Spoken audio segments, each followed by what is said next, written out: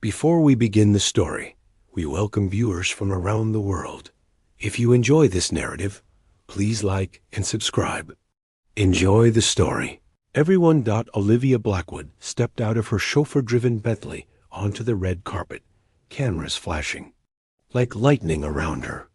The $12,000 Givenchy gown she wore sparkled under the lights of New York's Metropolitan Museum of Art, where the city's elite gathered for the annual charity gala. At 27, she had everything: beauty, fame as a rising fashion designer, and a fiancé who adorned magazine covers. "Miss Blackwood, over here." Photographers called her name as she flashed her practiced smile, the 8-carat diamond on her finger catching the light. No one knew that beneath the glamour lay a web of deception so intricate it would make master con artists envious. For 5 years, Olivia had been living a double life. To the world, she was the daughter of modest academics who had made her own fortune through talent and determination. The truth? She was the only child of Victor and Eleanor Blackwood, whose combined net worth exceeded $40 billion. Victor Blackwood wasn't just wealthy, he was powerful in ways that made presidents and prime ministers return his calls at 3 a.m. His empire spanned technology, pharmaceuticals, and global real estate. Eleanor, with her old money heritage, moved through diplomatic circles with the ease of someone born into power. When Olivia turned 22, she'd made a decision that shocked her parents. She wanted independence. "I need to know if I can succeed." Without the Blackwood name, she had told them in the library of their Connecticut estate, surrounded by first editions worth millions. "Just 2 years? Then I'll come back." Her parents had reluctantly agreed. But 2 years turned into 5 as Olivia crafted an elaborate fiction about her background, changing her last name to Morgan and fabricating humble origins. She'd taken only enough money to rent a small apartment and start her business. What began as a quest for independence transformed into something darker. She started manipulating her fiancé, Marcus Whitney, heir to a hotel fortune, feeding him false information about investments that secretly benefited shell companies she controlled. She'd siphoned nearly $30 million from his accounts, justifying it as leveling the playing field between self-made women and privileged men. Tonight, at the gala, Olivia spotted her father across the room, the first time they'd been in the same space in 3 years. Their eyes met briefly, his steely gray gaze betraying nothing to onlookers. But Olivia knew that look. Victor Blackwood had discovered something. Her phone vibrated with a text. "Waldorf Astoria, Presidential Suite, 11 p.m. Alone." No signature needed. As she slipped her phone back into her clutch, Marcus approached with champagne. "To us," he said, kissing her cheek, "and to your brilliant new collection." Olivia smiled, wondering if this would be the last night of the life she'd fabricated, unaware that her father had already set in motion events that would dismantle her carefully constructed world piece by piece. The presidential suite at the Waldorf Astoria exuded old-world luxury crystal chandeliers, casting golden light over hand-woven Persian rugs worth more than most Manhattan apartments. Victor Blackwood stood by the window, Manhattan's skyline creating a backdrop of twinkling lights behind him. At 62, he carried himself with the quiet authority of a man who could destroy economies with a phone call. "Hello, Olivia," he sighed, not turning as she entered. "Or should I call you Morgan, as you've preferred these past years?" Olivia's stilettos sank into the plush carpet as she crossed the room. "Father, I can explain. Can you?"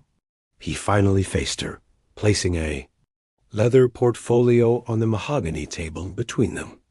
"Explain why my daughter, who was raised with every advantage, every opportunity for honesty and integrity, chose not only to deny her heritage, but to become a common thief." He opened the portfolio, revealing documents detailing every transaction she'd orchestrated using Marcus's money. Bank statements, investment reports, offshore accounts, all meticulously organized. You didn't just betray your family name, Victor continued, his voice dangerously calm. You've committed fraud on a scale that would put you in federal prison. For decades, Olivia's composure cracked. You don't understand. I needed to prove myself. By stealing from a man who loves you? Victor's hand slammed down on the table. You didn't just lie about your background, Olivia. You manipulated and stole. That's not independence, that's criminal. How did you find out? She whispered. I've known everything from the beginning. He said, coring himself 2 fingers at 50-year-old McAllen. I respected your desire for independence enough to let you play out your charade. But when you crossed into criminal territory, you forced my hand. What happens now? Fear crept into her voice. Tomorrow morning, every cent you took from Marcus returns to his accounts. Your company's shares will be transferred to a trust I've established. You have 24 hours to end your engagement and disappear from New York. You're destroying everything I built, she protested. No, Victor corrected her. I'm preventing you from destroying yourself. The company you built with talent will survive. The wealth you acquired through theft will not. And if I refuse? Olivia challenged, though she already knew the answer. Victor's expression hardened. Then I stop protecting you from the consequences of your actions. The FBI has an interesting file, one I've been suppressing with your name on it. Tears streamed down Olivia's face as she realized the magnitude of her father's power and the extent of her own miscalculation. Be at the family estate by tomorrow night, Victor said, walking to the door. Your mother deserves to hear your explanation. In person. As he left, Olivia collapsed onto the sofa, her designer dress pooling around her like spilled champagne, realizing she'd never truly escaped her father's shadow. Eleanor. Blackwood's gardens stretched for acres behind the family's Georgian mansion in Connecticut, roses imported from every continent blooming under the care of 7 full-time gardeners. It was here, among her mother's prized white roses, that Olivia found Eleanor the next evening. He told you everything, didn't he? Olivia asked, watching her mother's elegant hands, adorned with only a platinum wedding band, carefully pruned. A stem. Eleanor straightened, removing her gardening gloves. At 58, she remained striking silver streaks in her dark hair, the only concession to age. Your father doesn't keep secrets from me, Olivia. He never has. Then you must hate me too, Olivia whispered. Hate you? Eleanor's laugh held. No humor. We raised you to understand power and responsibility. Instead, you chose to abuse one and abandon the other. They walked in silence through the garden until reaching a marble bench overlooking the property's private lake. What you don't understand, Eleanor continued, is that your father's anger comes from fear. Not for himself or our reputation, but for you. Fear? Father has never feared anything in his life, Olivia scoffed. Your father built his empire from nothing. His father died in a factory accident when safety regulations were ignored. His mother cleaned offices until her hands bled to keep him fed. Eleanor's voice grew stern. When you were born, he vowed you would never know that kind of hardship, but would understand the responsibility that comes with privilege. Olivia sat stunned. These were details of her father's life she'd never heard. The empire you've been running from, Eleanor continued, was built to protect those without power. Your grandfather's former employer? Your father didn't just buy his company. He reformed it into the foundation of worker safety standards that now protect millions. I didn't know, Olivia whispered. Of course not. You were too busy crafting your rebellion to ask why we built what we did. Eleanor's disappointment was palpable. The pharmaceutical division you resent. It provides life-saving medications at cost to 43 developing nations. As twilight descended over the estate, Olivia began to see her family's wealth not as something to escape, but as a responsibility she'd failed to understand. "Your father is in his study," Eleanor said, rising. "He's reviewing the documents that will remove your name from the family trust, unless you prove yourself worthy of it again." "How do I do that?" Olivia asked, voice small. "By understanding that true independence isn't pretending to be someone else. It's having the courage to be exactly who you are and accepting the responsibilities that come with it." As Eleanor walked away, Olivia remained on the bench, watching lights come on. In the mansion windows, realizing she'd never truly known the empire she'd been so desperate to escape. Victor's study occupied the entire east wing of the mansion's third floor. Books lined walls that rose 20 feet to a painted ceiling depicting Greek myths, a reminder he'd once told Olivia that power without wisdom leads to tragedy. She entered. He was studying holographic projections of global markets, floating above his desk numbers and charts that represented billions in constant motion. "Your criminal activities have been erased," he said without looking up. "Marcus, Whitney will never know what you did, though he will receive a letter explaining your sudden departure from his life." "Thank you," Olivia said quietly. "Don't thank me," Victor dismissed the projections with a wave. "I didn't do it for you. I did it for the 5,000 employees of Whitney Hotels who would have suffered if their stock collapsed from scandal." He gestured to a chair across from him. On his desk lay a single file with her name. "Before you decide whether to fight me or join me, there's something you should know." Victor opened the file, revealing surveillance photos. "The independence you thought you achieved? It was always an illusion." The photos showed Olivia at various points throughout the past 5 years, at her first fashion show, signing her studio, lease, even intimate dinners with Marcus. "You were watching me the entire time," she realized, anger flaring. "Not watching, protecting," Victor corrected. "The investors who discovered your talent? My people. The landlord who gave you that incredible deal on your studio? One of my companies. Even your first major client was the wife of my college roommate." Olivia's world tilted as she realized her success had never been truly her own. "Why?" she demanded. "Why the elaborate charade?" "Because you needed to believe in yourself, even if the path was quietly cleared for you," Victor said. "But then you became something I never anticipated, a thief using others' love as a weapon."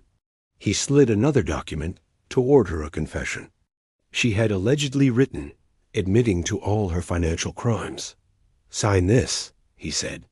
"It stays in my safe unless you ever attempt something like this again. Consider it your insurance policy against future moral failures." "And if I refuse?" Olivia challenged. Victor's expression remained impassive. "Then the original documents go to the FBI, and the Blackwood name protects you no longer."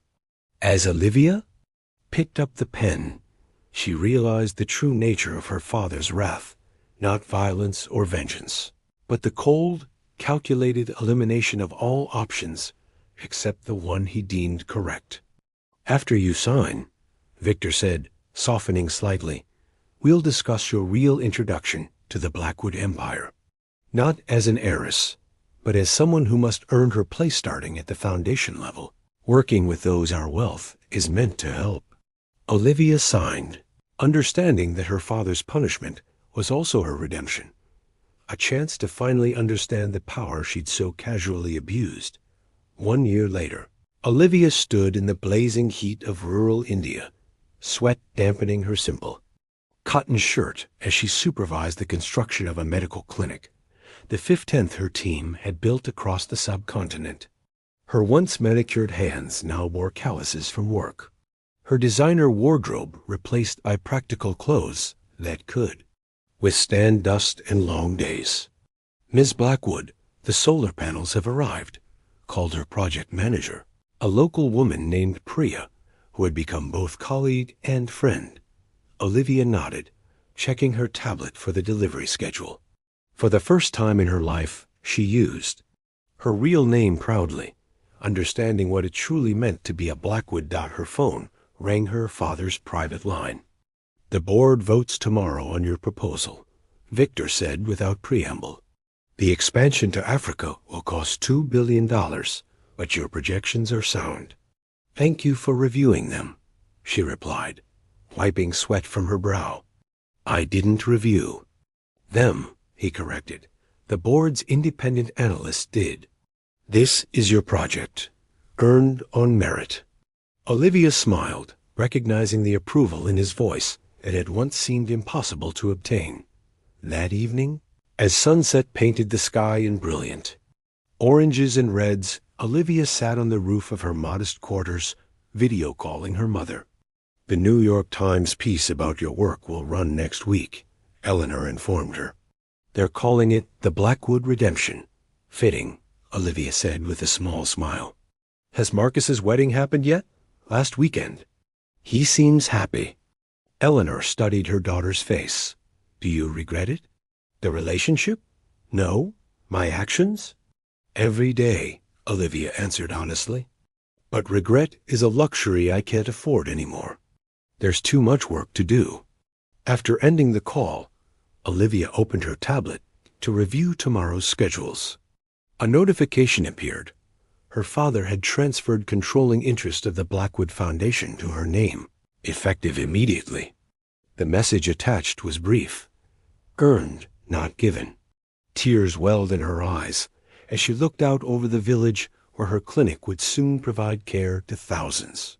The daughter who had once betrayed her family name now understood its true worth, not measured in billions or power, but in the responsibility to use privilege for purpose. In her father's wrath, she had found not destruction, but transformation. The empire she had once fled now flowed through her veins, not as a burden, but as a legacy she was finally worthy to uphold. As night fell over India, Olivia Blackwood began planning her return to New York, not as the prodigal daughter, but as a woman who had found herself by losing everything she thought she wanted and gaining everything she truly needed.